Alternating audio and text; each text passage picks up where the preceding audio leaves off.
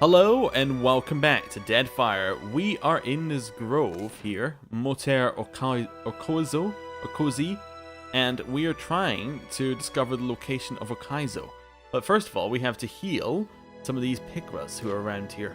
And it's not an easy task, because we have to get Takehu to sneak up on trees. Which is not as weird as it initially sounds, trust me. But yeah, it does involve a little bit of saving and a little bit of patience. Okay. Isn't this something? Ooh, what have we found in this tree? We found an amulet, and we also found a tree. Nice. Bark of this tree is scratched and bruised, having consistency similar to diseased flesh. Its roots bulged with seeping pustules. Our garden will heal over any wounds you inflict, outsider. We've endured a long, festering winter. We can outlast you. A feeling of age and deep sorrow permeates the voice in your head. It flutters back to the jungle before you can learn anything else about it. Takehu, will you talk to this tree?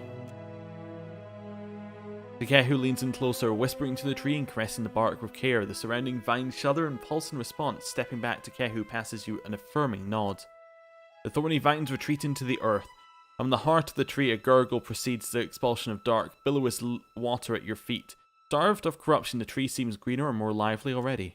Suddenly you feel a crawling sensation in the back of your head. We see you in there, Watcher. Urgent, hateful whispering echoes in your head. There you go. We have freed another Pikra. I was strong. I was so very hungry, but pleased. Yes. The Dilemgan glares at you. Mother will destroy you, outsider. There is a seed of pain inside all living things, and she will make it sprout in you. Count on it. If you think you are helping us, I beg you to reconsider. The day we twisted our roots was the day we learned to defend ourselves. How did you become this way? Mother called on us to knot our hearts, to grow strong, and fight those who so callously rent apart the Deadfire. The others hesitated, but I followed her with a daughter's joy and devotion. I take it this island has fallen on hard times. We have known hard times ever since the island-hopping Kith invited the ire of the gods. She grits her teeth with the sound of dry wood. Mother twisted us, instructed us to harden ourselves against intruders. Over time, the grove learned to defend itself from the likes of you. Your mother sounds none too accommodating, if her voice in my head is any indication. She will tear you into pieces and pull me back into her communion when she is done. The Dilemgan narrows her eyes. I can't decide if I hate or relish the prospect. I'm looking for Rutsu Kaizo. Ever heard of it? You seek Ukaizo. She crosses her arms, a wry smile playing on her youthful features. I suppose you've corrupted all of your own islands, and now you must trample on the ones which time forgot. No, I am pleased to say that I do not know the location of haunted Ukaizo. Even if I did, I would die 1,000 times before giving you the satisfaction of an answer. An expedition came through here looking for evidence of Ukaizo. We drank their fetid water. I let it spill onto the roots of my tree, and felt their life feed the island. She sighs, her shoulder drooping.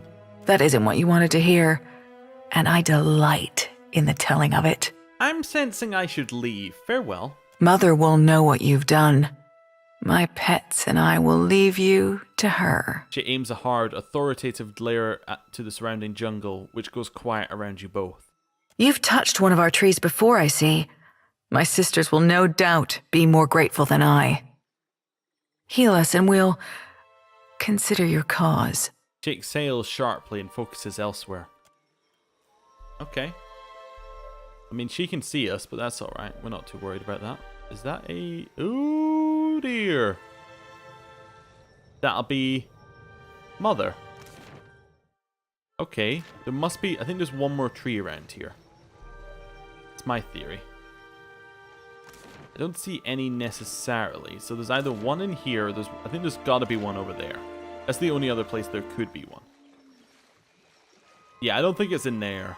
That seems far too close to the rotted lady. Let's unstealth just for a little bit so we can run quicker. They'll never know I'm here. Head back over this way.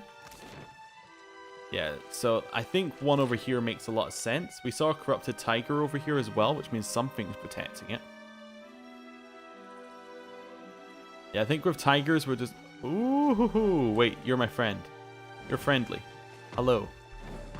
We will be stealthy, but you are friend. Okay, along this way. Don't see anything. There's a tiger. It's heading up there. Does it head back down again? If it does, that's Takehu's moment. You're kind of ruining our cover here, Jungle Lurker. I'm waiting for the tiger to head back down. Okay. The pleasure is mine.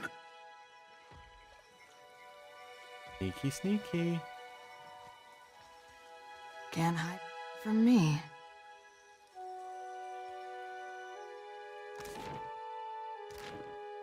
I sense a Turns predator out in the water. that's a tiger den. So actually, that's It will not be something so. we need to clear out, but it is in the area. Okay. So Three Sisters is kind of traditional, I would say. Got that bit up there we haven't explored, but I don't think there's going to be anything there. Yeah, that bit right there. I don't see there being a tree there, but I do want to check. You know? Just a little check. Before we head up this way. I'm not sure how we're getting in there, but we'll see. We may need to sneak into that bit, which would be nigh on impossible, but we'll see. Nah, there's no tree in there. Okay, so it's just up here. So ideally we want to start from the other side, because that's the side which has the opening. There is also the center area we can go into, but I think we want to solve the main problem before we go into the center area. Main problem being the rotted lady. I love how the bird and Takehu are like, yeah, there's no issues here. What are you talking about? We could walk through the water all day. Right here. And everyone else I got is this. really not Still as a enjoying pond. themselves. Let's head up this way, because that's going to be slightly quicker. Means we don't have to walk through the slog. Or the swamp. Okay.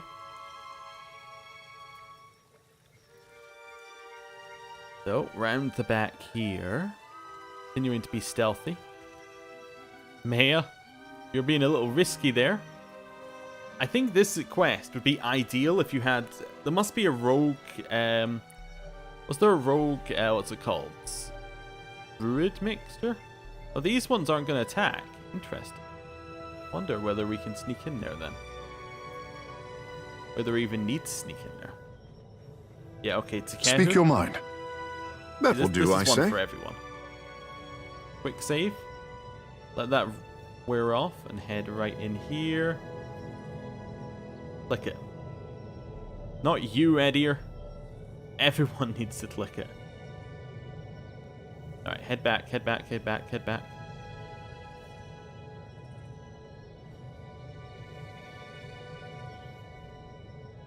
Okay. I think we're fine. I think she's the only one who can't see us. Takehu's got to go in alone then. What we're going No for. need to ask twice. Ooh, it stopped. Stealthing. He's got to move one more along then. Go. Go. Go. Come on. Go. Perfect. Oh.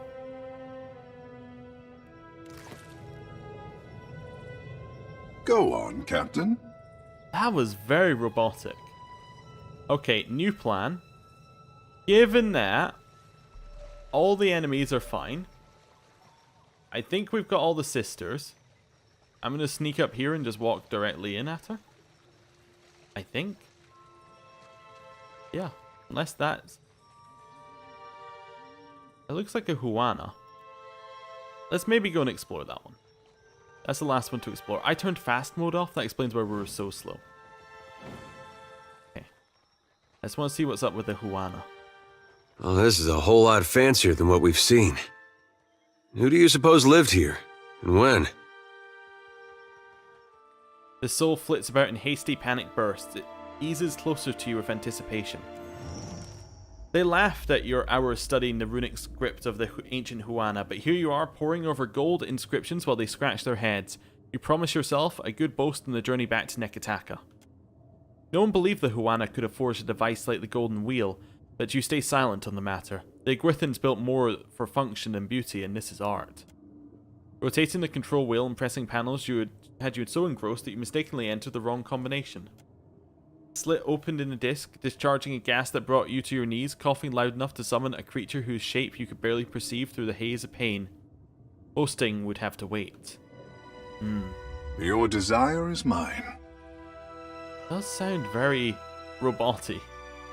Don't know why. Okay, that's a toad. Description reads, though we leap between aisles, the home is beloved of Kaizo. Okay. Well, time to try something stupid. Rotate ourselves, unstealth, walk up. Trespasser! Vile defiler! A stench of rot hovers over the Menpegra. She points a crooked, wand-like finger at you and advances. Madam, this is a swamp at best. What could we be trespassing on? She hisses at Takehu. Mother, listen to this one. He healed me. My tree. The Dilemgan holds out her arms to the Menpegra. This one can aid us, Mother. Sorrow and corruption stole away our senses, and we must learn to live anew. My tree is scoured clean. Your roots are still tangled. There is power in him. He nods to you grudgingly. No! He has twisted you against us. After we have drained his water, we will show you how to mother this island properly. Are you responsible for this blight? We do not speak to the fertilizer. She halts her step to regard you with an affronted snarl. You are nothing but water to feed our young, She extends, soil to birth our seed. She extends both her arms and shrieks at a high-pitched call. Vines uncoil from the ground beneath your feet and tense with hungry anticipation. I didn't come here looking for a fight. He speaks true, Mother. I do not doubt him, Mother. He didn't kill me, and that's saying something. The Dilemgan crosses her arms and nods. You are too trusting, child. She narrows her eyes on the Dilemgan before gesturing to you to speak with an open claw. What are you? Ah, you are blind to Oh, the I clicked harmony the of wrong our button. grove, Outlander. I said we could heal her instead, sorry. We are perfection. You are the only infestation here. A black beetle crawls from her leering jaws and into the tangled mess of her hair. This only says 2 diplomacy. Let's try your alchemy. It's a higher check, I think there's more chance of success. There is rot in your bones, lady, no matter how green or majestic you feel. She bares her teeth and takes a combative step closer. Her foot sinks into the mud and she pries it up with a wet sucking sound. She blinks down at the rotted earth. We look out on our garden and see green, bounty, life. The oldest cycle made healthy after the blight of Ukaizo's fall. Is this not so? She squints, taking in her surroundings without knowing where to settle her gaze. Perhaps once, not any longer. She snarls, drawing her hand across her mouth and wiping a line of sap away. This brackish water. I have rooted here for centuries, and I recognize nothing. Her spindly arms fall to her side with a sound of splintering wood. The grove does not die. No, it lives in death. My friend Takehu knows a thing or two about nature's oddities. I think he could aid you. Ikera, I will try to take that as a compliment. He folds his arms and raises an eyebrow. She closes her talons in a beckoning gesture, narrowing her eyes as you approach. The corrupted tree bows crookedly under its own weight. Every limb drips with thick, putrid sap. Its vines have entangled the tip of an Adra pillar and seems to be infesting it with the same rot that permeates the surrounding jungle. Investigate the corruption closer. You shift aside leaves and vines, poking your fingers into an ooze-filled knothole. The sap running down the bark is both hot and uncommonly sticky. Down in its core, the tree is still green and alive. It won't be long before the whole organism becomes a ravening parasite, but it seems aware enough to slow that inevitable decline. Takehu. Actually, we can inspect the Adverpillar. Inspect it.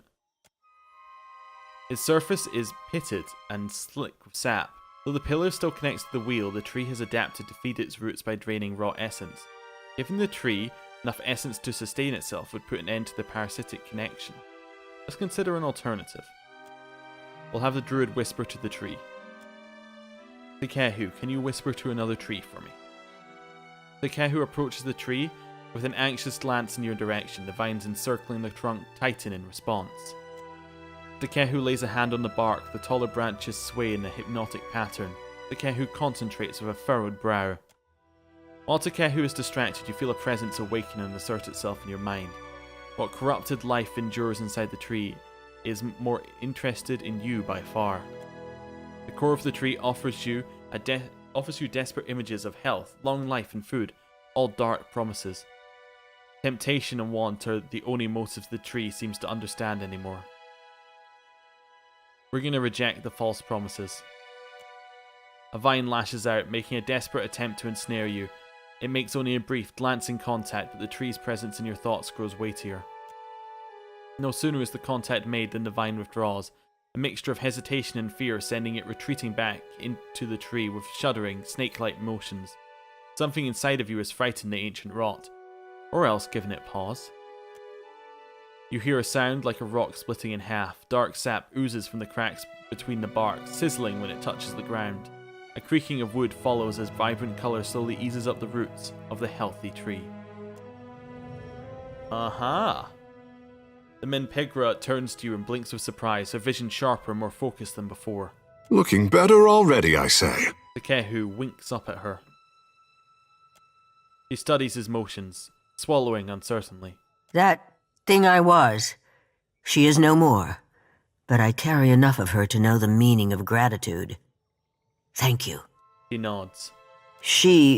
I collected a small hoard of trinkets from visitors. We have no need of these trophies.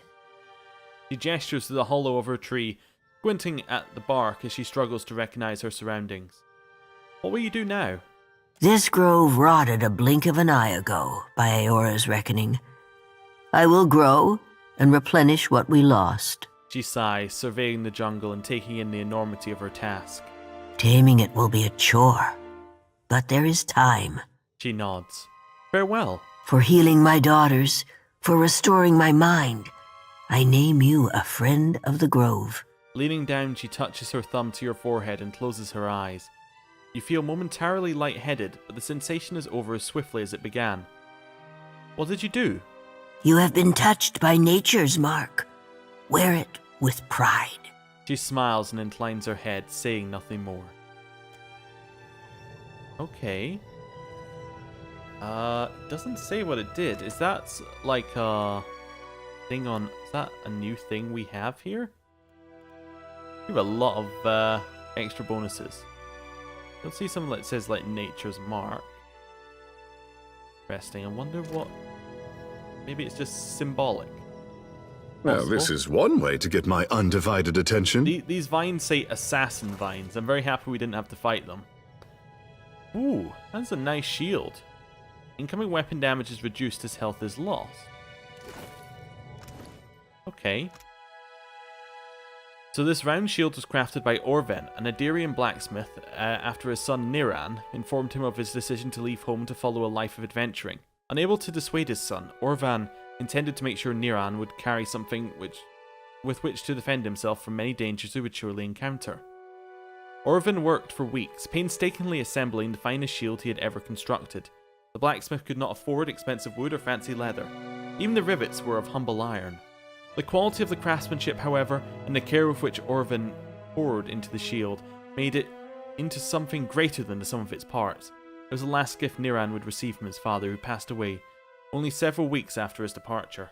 Naran would survive adventures, eventually retiring to his family home where he took up the smithy's hammer for himself. That sounds like a perfect shield for Edier. Let's have a look here. Compare that to his current... Wait, they're not using a... I've not been using a shield on Edier this whole time. And yet he's still amazing tank. Oh, wow. Oh yeah, it's not even close to his Kadu shield. Not even close. Well... Yeah, it does... No. Well... The incoming damage reduced actually is very nice. I think it might be better with the damage reduction. I'm gonna equip it there and then copy it over there. Now we actually have the shield on. That might make Edier a better tank. Yours to command, Captain. I was thinking he was a little squishy, Watch I and learn. suppose, but he was still, like, mostly unkillable. Well, we've only got one bit left here, which is the way to Okaizo. So we better just, you know, find out what's going on, right? This massive golden disc is covered with intricate engravings and inscriptions. You're able to pick out symbols representing plants, wildlife, and boats, but there's no discernible order or meaning to their configuration. Let's read the main inscription. To all wayward kin, far from family shores, let this chart point the way home. That your tribe may welcome you open-armed. Engravings remember what the dead forgot. Take comfort in the sanctuary, read its teachings, and let knowledge guide the hand that turns the wheels. A circular depression stands out from the rest of the disc. The stone ring in your possession looks as if it could fit, but not without the other missing part. We have a golden inner ring, but we don't have the golden outer ring. I study the engravings looking for a pattern. You can vaguely see how different points of the engraving seem to match up, forming a coherent shape in spite of being situated on opposite sides of the carving. A depression in the ring resembles a control point, which could be used to manipulate the moving parts of the disc, though it is missing something. Let's leave. So we're missing a golden disc from somewhere. Okay. Down here? We haven't been everywhere, so we'll have a look around. Grab that. Inscription reads, a harvest of Kawaki blooms without toil, the fruit of the dead sustains the living. And what do we have here? In there? Is that a... it's a ring of minor deflection. Much as I wanted it to be something Go more. on, Captain. It was a ring of minor deflection. Yeah, they've done something to his voice. They messed that up big time. I have no idea what they've done to mess it up, but you can just tell that's not how it should be. I can be quiet if you can. We'll stealth in here. Beat up the tiger. I'll teach you! Right between the eyes. There we go. This is fine. Fire at that one. Nice. Okay. How are we doing? Killed the corrupted tiger yet? Didn't really want to use anything more complicated. Lightning storm? Yeah! That'll probably work. That's it! Need something stronger. Nice. Double stun. Dead cave grub and dead tiger. Yep. I reckon what we're looking for is up in the tiger den, just because it's the only place left. Yes, Captain. Yes, exactly. They agree. Show them how it. it's done! That's it! You need to fire on this one, because it's not in the right angle. The cave bat. Oh,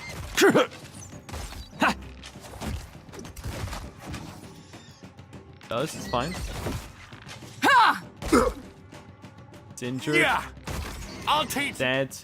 you a Gotta lesson! run over here. She almost needs like She's another a weapon strike. which doesn't There's a shoot walloping! through things, just for when it's in difficult spots. Do I have another gun? I do have a Thundercrack pistol, but that's not really what we're looking for here. I'll unpause and let the game run on. I think I did have one, but I might have sold it. Thundercrack pistol seems cool. Does do more damage than everything. Well, I think she can use pistols, actually. We'll maybe put that in as her... maybe like that. Yeah, maybe. Probably just don't need that one. Let's have her use a pistol. That's okay. That'll be her secondary weapon. We need to get her a new gun. That's what we're going for here. Grab what we need here. Oh, I clicked on the birds, so I couldn't pick up anything else. Then, got the golden inner ring, which I knew was going to be there. Fantastic. Right. It just seemed like the only place we hadn't been yet. It had to be where the last thing we were looking for was. And I didn't want to try and do it with one ring, because I'm sure there would be a negative thing associated with it. Right. The golden disc faces... Yeah. We have the golden wheels. We will slide them into the control panel. The rings settle into place, fitting neatly around the central axis. The outer ring is inscribed with passages in the Huana runic language. Okay.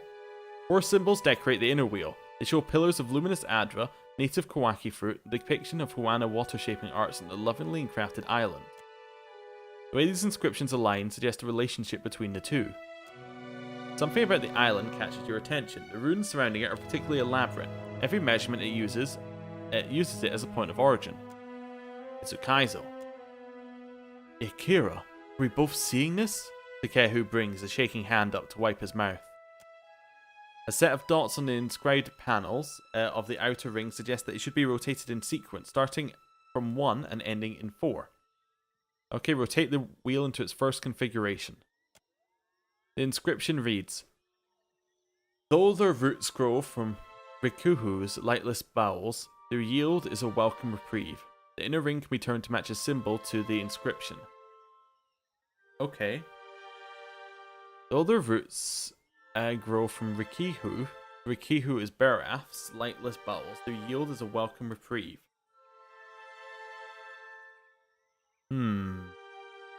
Adra, Ukaizo, Kawiki, or water shape. I think roots makes me think it's the fruit. Turn the wheel until the passage aligns with the symbol of the Kawiki fruit.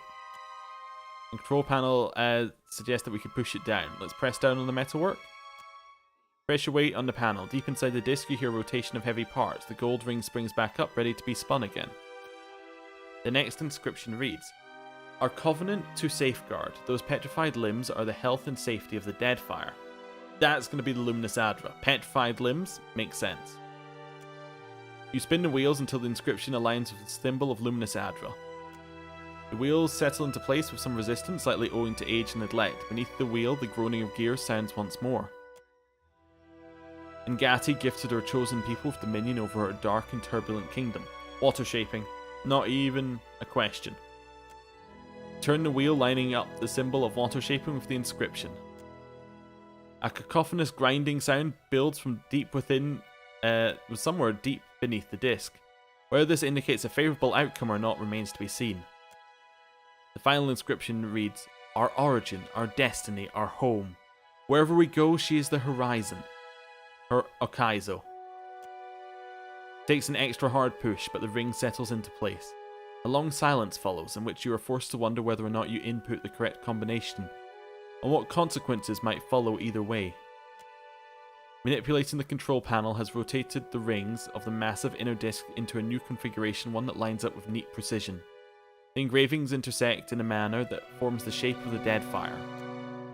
The emerging image is not exactly a map, but an index of islands and coordinates organized in relation to each other. You recognize several of the cited locations containing nothing but open water. Charting a path by this obsolete system would now be impossible. The word Okaizo stands out from the other named islands. You take a rubbing of the disc in its completed form. Judging by your surroundings, the coordinate system has gone untouched for millennia. Your findings may be of interest to someone. You got a Huana chart. Okay. Yep, that's fine. Whether or not this treasure should be available to just anyone who happens by is another matter. The gold rings are resolutely locked in place. We do not destroy. We'll leave the disc intact and step away. We're an explorer. We do not destroy what we find. Whether for ill or, whether for good or ill, that's what we're going to do. Time to head back to Nekataka, I guess. That was actually fairly well done, I would say. I think, in terms of quests we've completed, that has to be the best good ending quest. Questionable on the final decision, but still. I think it's a very, very good ending for a quest. Right, let's head back over here. Well, there is still somebody we want to attack in one of the ships, but we need some healing to be done, so... Yeah, I'm not sure what we can do about that. Let's head up to the shipwreck. That'll give us some extra days, at the very least. We can work on. How do we get around here? Oh, okay. Sure. I'll let the game travel around there. Captain Pi, we have no reason to attack him. Shift through the wreckage, shift through the wreckage, shift through the wreckage. Nothing of value left. Are you heading for us? Or is this just the only route? Kinda looks like they're heading straight for us.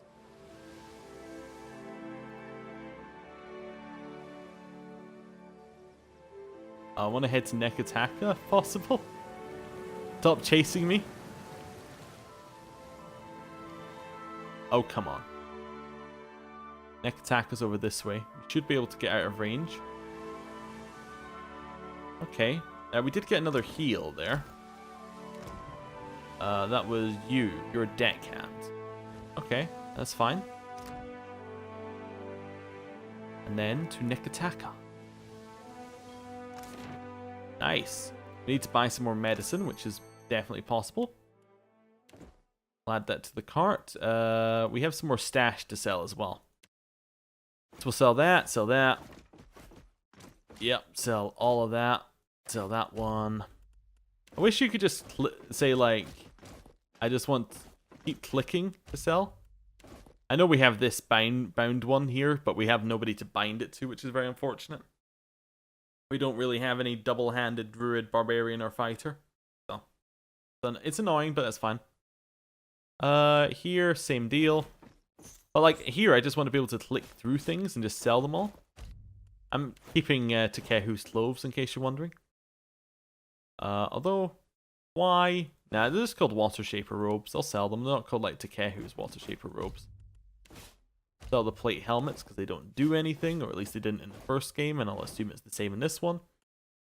Yeah, we'll get our money back. For 200, and then we want to head to Serpent's Crown. Or directly to the Kahanga Palace, I'd reckon. Yeah, no problem. Lost some medicine because we're healing people, but that's alright. Absolutely fine. So, hopefully the prince is very happy with our work. We not only found Okaizo, but we healed the grove where Okaizo is. Seems like just a fantastic job all around. Prince, are you here? Yes. Aruhi. Do not leave me in suspense, I say. Have you found Matario Kozi? Rahuhi raises his brow and gestures for you to speak. Your expedition never made it off Motero Okaizo. Or Kozi. I'm sorry. I sent good women and men to die in the name of the tribes and in the vague hope. May Ngati thank them for their courage and Wodaka for their loyalty. May they return to us as Rangas. Aruhihi raises a shaking hand to touch his lowered brow. What of their findings, Watcher? Did they recover anything? Anything about Ukaizo? I found this ancient Huanan navigational chart. The prince accepts the chart in silence, holding it up to the light and poring over every detail with interest. His hands tremble as he holds the paper.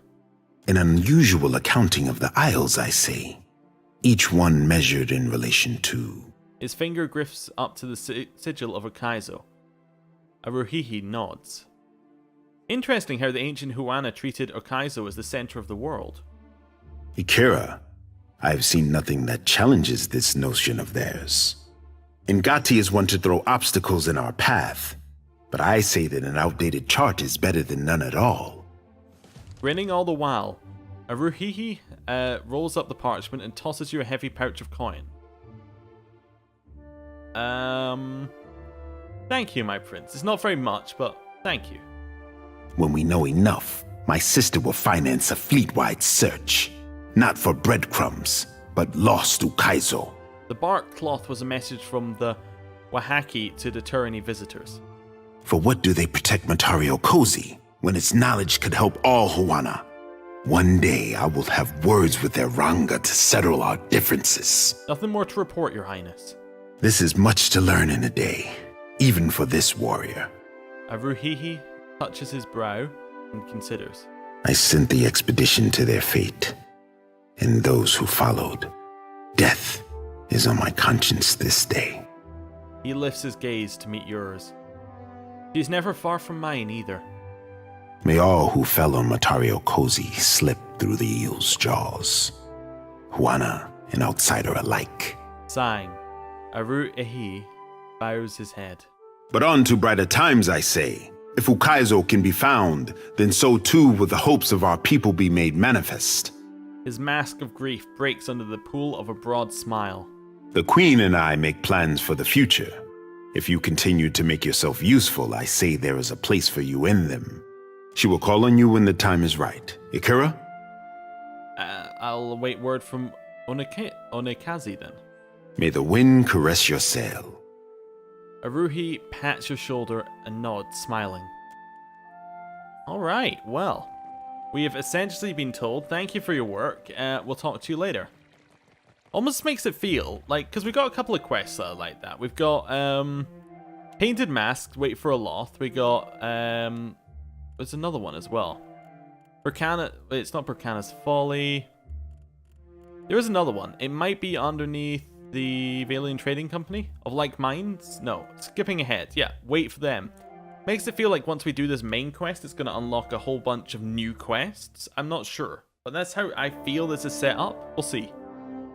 Anyway, thank you for watching. I'm going to end the episode here, and next time, well, I don't know what we're going to do. We're going to have to look at our quests again and figure it out. But I will see you then. Goodbye.